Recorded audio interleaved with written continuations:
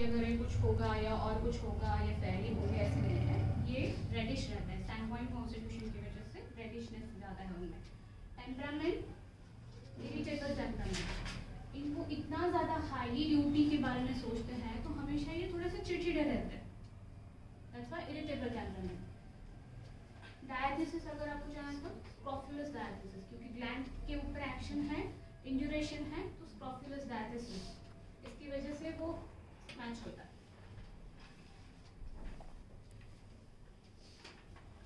Blood vessel पे इसकी action है, ब्लड के ऊपर है, हार्ट के ऊपर है, तो एथेरोस्क्लेरोटिक प्रॉपर्टीज वाले सब डिजीज कंडीशन ये कवर करता है, atherosclerosis and fatty degeneration of heart. अभी मैं माइंड स्टार्ट करती हूँ। अभी ये तो आज इस केस में आपने ऑरम का सिर्फ एक शेड देखा, समझो मैंने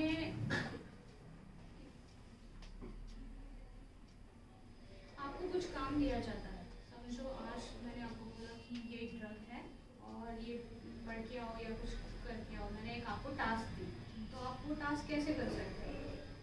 उस पेशेंट की पर्सनालिटी के हिसाब से या इनकी पर्सनालिटी के हिसाब से वो किन किन वे में वो टास्क कर सकती है। अगर वो ड्यूटी कॉन्शियस और रिस्पॉन्सिबल है तो वो उनको मैंने जो टास्क दिया है वो कैसे करेंगे? सोचो, इमीडिएटली करेंगे, पंक्चुअली करेंगे और यस और यस और इसका मतलब क्या है? Hard work. कभी भी उनको टास्क दिया जाता है तो और में ऐसा रहता है कि वो टास्क मतलब उसके लिए वो जान न्यौछावर करने के लिए रेडी है, इतना वो उसमें घुल जाता है और इतना वो उसका खुद का देने की कोशिश कर जाता है, टोटल 100% वो हमेशा देते हैं। उतना उनमें हार्डवर्क भी होता है, वो उतना परफेक्शनिस्ट भी होते हैं कि उसमें कुछ नहीं रह जाए और कुछ, इतना 100% वो देने की कोशिश करते हैं। तो ये टास्क ओरिएंटेड ज़्यादा रहता है, ड्यूटी कॉन्शियसनेस की वजह से वो हमेशा 100% देने की कोशिश करते हैं। तो कोई भी उनको टास्क देने के बाद वो उसको एज अ ड्यूटी मानते हैं कि ये मेरी ड्यूटी है कि मुझे उसको परफेक्ट ही करना है। तो उसमें फास्टिडियसनेस आता है, परफेक्शन आता है, नीटनेस आता है, हार्डवर्क आता है, ड्यूटी कॉन्शियसनेस आता है, सब कुछ आता है। तो एक कोई भी चीज़ देने के बाद उनको ये लगता है कि मैं किसी चीज़ में फेल नहीं हो जाऊँ, मैं मेरी ड्यूटी पूरी तरह से करूँ, तो फेल नहीं हो जाओ उसके हिसाब से वो जी जान लगाते हैं उस केस में।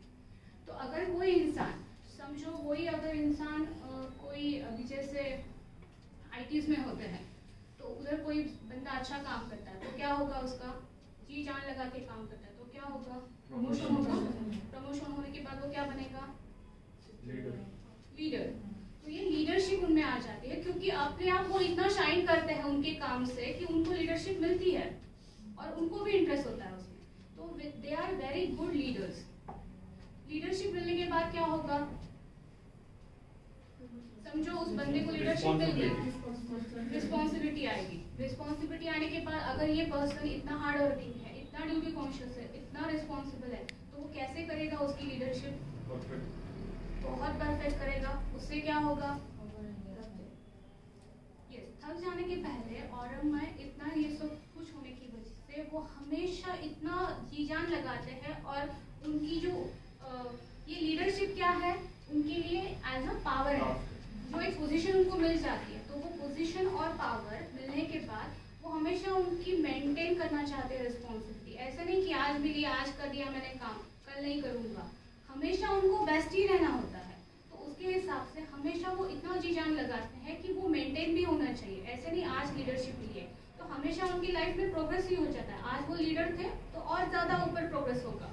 तो हमेशा वो सक्सेस की तरफ ध्यान देते हैं और हमेशा उनकी पोजीशन अच्छी रखना चाहते हैं कि वो शाइन करें। तो उसके हिसाब से लीडरशिप से वो हमेशा मेंटेन करेंगे उनकी रिस्पॉन्सिबिलिटी। तो क्या होगा? प्रोग्रेस। कौन से पोस्ट पे जाके जाएंगे? वो मैनेजर लेवल पे जाते हैं। तो हमेशा और हम आपको मैनेजर लेवल पे दिखेंगे जहाँ पे वो हमेशा उनकी रिस्पॉन्सिबिलिटी बहुत अच्छे से मेंटेन करते हैं, हमेशा वो अच्छे से लीड करते हैं उनके जो नीचे है, सबऑर्डिनेट है उनको, और हमेशा वो जानते हैं कि एज अ मैनेजर ये मेरी रिस्पॉन्सिबिलिटी है कि मुझसे कुछ गलती नहीं हो, मुझसे कंपनी का कुछ नुकसान नहीं हो, मुझसे उससे जितना हो सके कंपनी का नाम अच्छा हो, तो हमेशा उसके लिए वो सोचते हैं और बाकी जो उनके सबॉर्डिनेट्स हैं उनको भी वैसा ही सिखाते हैं। तो अभी जो इंसान मैनेजर लेवल पे आएगा वो कैसी उसकी पर्सनैलिटी रहेगी? एक तो वो टाइम पंक्चुअल रहेगा क्योंकि उसको मेंटेन करनी है रिस्पॉन्सिबिलिटी उसको उसकी पोजीशन मेंटेन करनी है, तो वो कैसा रहेगा समाज में? हमेशा पंक्चुअल। टाइम पंक्चुअल वो दूसरों से भी एक्सपेक्ट करते हैं, हमेशा पंक्चुअल, जितना हो सके उतना हार्डवर्क करने को तैयार है, कितना भी लेट हो जाए घर को जाने के लिए लेकिन वो उसका काम किए बगैर घर नहीं जाएगा। इतना परफेक्शन, इतना फैस्टिडियसनेस, इतना टाइम पंक्चुअल, ये सब करने से क्या होगा? ये इंसान फैमिली लाइफ एंजॉय कर पाएगा या उसको टाइम दे पाएगा? क्योंकि उसका पूरा ध्यान ड्यूटी पे ही है, पूरा उसके ऊपर बर्डन ही है, रिस्पॉन्सिबिलिटी ही है, तो क्या होगी उसकी कंडीशन? वो उसका वर्क लाइफ एंजॉय कर रहा है लेकिन उसको उसके साथ ये टाइम के साथ बाकी चीजें करने के लिए टाइम नहीं है, तो वो क्या होता है? अकेला पड़ जाता है। तो ये लोग काम में इतना बिजी रहते हैं और इनको बिजी रहना भी पसंद है, इनको एक्टिविटी भी बहुत पसंद है, इनको मेंटल एक्टिविटी पसंद है, फिजिकल एक्टिविटी पसंद है। तो ये एक्टिविटी पसंद करते करते उनको समझ में ही नहीं आता, कभी वो अकेले पड़ जाते हैं। कोई भी इंसान जब टॉप पोजीशन पे पड़ता है तो उनके कॉमन फ्रेंड्स होते हैं, सिलेक्टेड फ्रेंड्स हो जाते हैं या कम हो जाते हैं, और वो काम में इतना ये हो जाते हैं कि फ्रेंड्स के लिए भी टाइम नहीं होता है उनके पास, तो वो फोरसेकन फील करते हैं और अकेले हो जाते हैं। वो उनका सब कुछ सबके साथ शेयर नहीं कर सकते क्योंकि उनकी वो पोजीशन है, तो वो नीचे के लेवल के साथ जो उनकी फीलिंग्स है वो शेयर नहीं कर सकते, लिमिटेड फ्रेंड्स हो जाते हैं। तो ये लोग अकेला फील करते हैं। अकेला फील करने के बाद नेगेटिव थॉट्स आना, मुझसे कुछ गलती नहीं हो जाए, मुझसे कुछ रिस्पॉन्सिबिलिटी में कमी नहीं हो जाए, मुझसे कुछ ये नहीं हो जाए, एंजाइटी, ये सब करते करते नेगेटिव थॉट्स एंड ऑल, उसकी वजह से ये पेशेंट साइकोलॉजिकली अफेक्ट होकर डिप्रेशन में चले जाते हैं। ओके, तो आपको समझ में आ रहा है वो कैसे उनका ग्रोथ ग्राफ चल रहा है। तो डिप्रेशन में आने के बाद इनको लोगों से बात करना भी पसंद नहीं होता है, अकेला रहना अच्छा लगता है, फिर उनको नेगेटिव थॉट्स आते हैं। इस टाइम में सबसे अच्छा उनको लगता है कि अगर मेरा कोई नहीं है, तो फिर म्यूज़िक इनको पसंद है, म्यूज़िक सुनना वो पसंद करते हैं ये लोग। फिर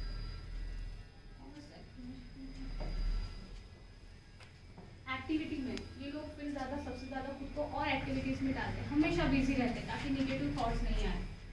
एंड फिर डिप्रेशन के बाद एक टाइम ऐसा आ जाता है कि उनको लगता है मैंने ये सब कुछ किया लेकिन मेरे पास कोई नहीं है। एंड फिर जो उन्होंने पोजीशन मेंटेन की, जब उनके नीचे वाले उस पोजीशन में आने चालू हो जाते हैं तब उनको डर लगता है कि अभी मेरी पोजीशन जा रही है, तो उसी एंजाइटी और सबके इसमें ये लोग सुसाइड करने का सोचते हैं, वही डिप्रेशन में जाके। तो ये है औरत।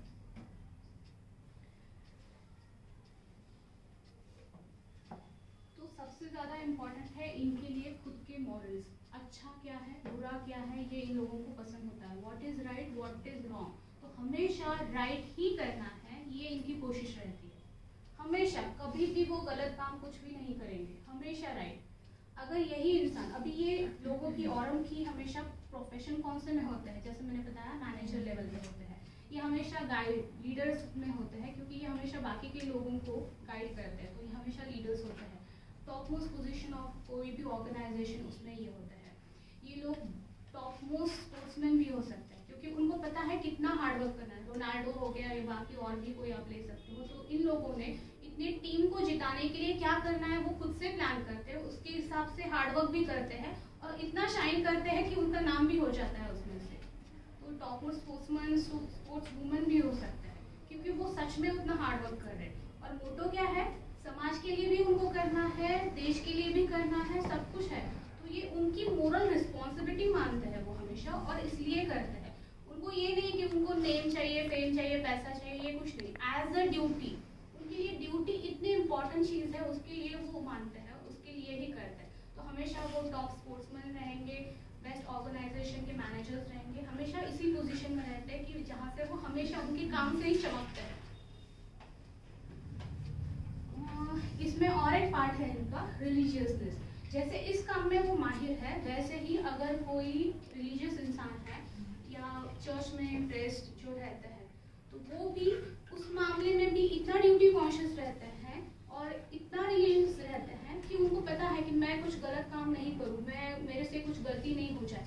अगर समझो इसमें से कुछ गलती हो गई तो वो उसको पाप मानते हैं, सिन मानते हैं, और वो सिन होने के बाद वो खुद को रिग्रेट में डालते हैं, फिर नेगेटिव थॉट, और फिर उसकी वजह से वो लगता है उनको कि मैंने बहुत बड़ा पाप कर लिया है, अभी मुझे सुसाइड ही करनी चाहिए क्योंकि इसके लिए भगवान मुझे माफ नहीं करेगा।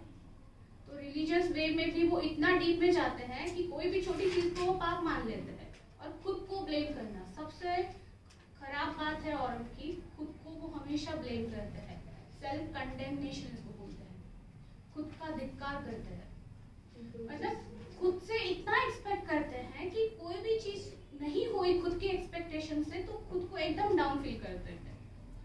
इतना खुद से ही एक्सपेक्टेशन है, किसी और से नहीं है, कुछ नहीं, सब कुछ खुद से है। ओन एक्सपेक्टेशन उन्होंने इस लेवल पे रखी है खुद की कि इसी लेवल पे मेरा काम होना चाहिए। जो रोनाल्डो प्लेयर है ना, उसका आप कभी पढ़ेंगे ना तो देखो, उसने खुद के लिए इतनी बाउंड्रीज बना ली है कि मुझे रोज इतना ही काम करना है, भले कुछ भी हो जाए, मेरे से आगे स्पोर्ट्स में या ग्रुप में कोई भी कितना ही भी काम करे, लेकिन मेरा लेवल इतना ही रहेगा। मैंने विल स्मिथ का सुना था मोटिवेशन, तो उसमें ये था कि ये लोग खुद के लिए इतनी बाउंड्रीज लगा के रखते हैं। तो उन्होंने ये बोला था कि अगर हम दोनों ट्रेडमिल पे चल रहे हैं तो एक तो आप जीतेंगे या मैं वहां पे मर जाऊंगा। मतलब खुद का गोल सेट इतना ही करते हैं कि मैं हार मानूंगा ही नहीं कभी भी लाइफ में, या मेरी स्पीड पावर इतनी कम होगी ही नहीं। मतलब ये इतना मोटिवेशन वो सेट कर देते, खुद से ही एक्सपेक्टेशन है, किसी और से कंपैरिजन वगैरह करना ऐसे नहीं है उनका, लेकिन खुद के लिए ही इतने हाई स्टैंडर्ड्स हैं कि उसमें भी वो नहीं बैठे तो तुरंत डिप्रेशन में आ जाएंगे। इतने हाई स्टैंडर्ड वो सेट करते हैं खुद के लिए, और तभी ये लोग टॉप मोस्ट पोजीशन पे जा सकते हैं, क्योंकि उतने हाई स्टैंडर्ड्स भी वो करते हैं और उसके लिए कोशिश भी करते हैं, उतना हार्डवर्क भी करते हैं। तो यही और उनकी स्पेशलिटी है, इतने मॉरल्स खुद के लिए। तो इसमें शेड्स भी आपको दिखेंगे। एक तो ये ज्यादा हाईली मॉरलिस्टिक पीपल होंगे जो कभी गलत काम नहीं करेंगे, कर दिया तो डिप्रेशन में जाएंगे, या फिर मुझे ये काम नहीं होगा मुझसे, तो इमोरलिस्टिक भी और आपको दिखेंगे। तो दोनों शेड्स होती है इसमें। ये सब काम ये कर रहे हैं, सोसाइटी में इतना नाम है। सबसे ज्यादा ऑरम को अगर आप कंपेयर करें तो इसको किंग बोलते हैं। तो एक किंग का क्या काम होता है कि हमेशा जितना कोशिश करे कि इतना आगे जाके उसका जो राज्य है वो बढ़ाए, इससे भी आगे हो, इससे भी आगे हो। हमेशा उसको क्या रहता है कि और जाके ये करके जितना हो सके खुद का साम्राज्य बढ़ाए। तो ये औरंग का भी वैसा ही सिचुएशन है, जितना हो सके प्रजा के लिए मैं जितना ज्यादा काम कर सकता उतना करूँ, हमेशा प्रजा के बारे में सोचना, और हमेशा खुद के साम्राज्य के ऊपर कंट्रोल करके मतलब उसको आगे बढ़ाते रहना, खुद के लिए ही खुद का चैलेंज। और फिर उसमें भी रिस्पॉन्सिबिलिटी एज अ पेरेंट को मानते हैं प्रजा को कि ये मेरा काम है। हमेशा उनकी रिस्पॉन्सिबिलिटी कैसे रहती है, एज अ पेरेंट रहती है। तो इनका रोल आता है प्रोटेक्शन के भी ऊपर, इसलिए ये लीडर रहते हैं, और लीडरशिप में भी हमेशा वो पेरेंट की जैसा रिस्पॉन्सिबिलिटी लेते हैं और वैसा ही देने की कोशिश करते हैं कि उनके ऊपर ही सब responsibility as a father role आता है इसमें। और उनका हमेशा इतना वो सोसाइटी के लिए भी देते टाइम पे एज अ पेरेंट जैसे देते हैं।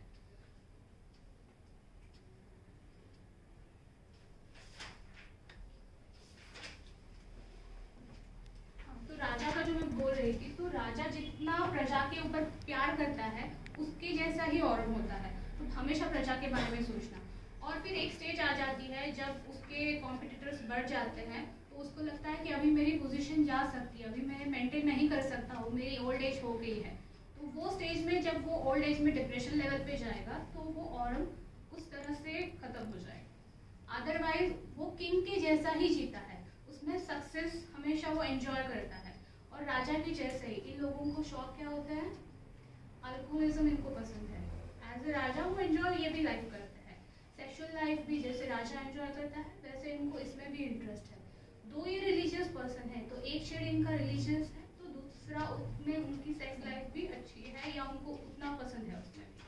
तो दोनों शेड्स है इसमें, सब शेड्स आपको दिखेंगे एक्सट्रीम्स में। देन डिजायर्स, तो डिजायर्स में मिल्क पसंद है, अल्कोहलिज्म पसंद है, स्पाइसी पसंद है इनको, एवर्जन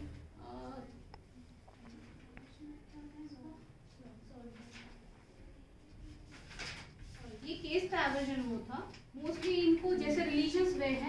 इनको मीट पसंद नहीं है, क्योंकि रिलीजियसनेस भी इनको ज़्यादा है, तो मीट डिज़ायर में भी ये है और मीट एवर्जन में भी ये आते हैं। अभी ये खुद को जब रिस्पॉन्सिबिलिटीज पूरी नहीं करते, वो खुद को ही दोष देते हैं, खुद का धिक्कार करते हैं, सेल्फ कंडेमनेशन उसको बोलते हैं। तो इनके डिस्चार्जेस कैसे होंगे? इनकी अगर मेंटालिटी वैसी है तो ऑफेंसिव, खुद को ही वो इतना खराब मान रहे हैं, तो उनके डिस्चार्जेस भी ऑफेंसिव होते हैं। एंड ये सब में और एक शेड है, वो कल के लिए मैं शो कल वो और एक की शेड हम डिस्कस करेंगे। आज के लिए मुझे लगता है काफी हो गया, कल फिर से थोड़ा बहुत रिव्यू करेंगे इसके ऊपर। ठीक है, चलो यही खत्म करते हैं। एंड यस, चिली पेशेंट्स होते हैं, सिफिलिटिक मैनर में होता है। आज हमने ऑरम मेड देखा, कल हम ऑरम की और एक शेड देखेंगे। अगर आपके पास शॉर्टन है तो देखो, इसमें से अगर पढ़ सकते हो तो पढ़ो। मैम और जो बाकी के सॉल्व्स हैं ऑरम कार्स, ये देयर आर 13 सॉल्व्स ऑरम में।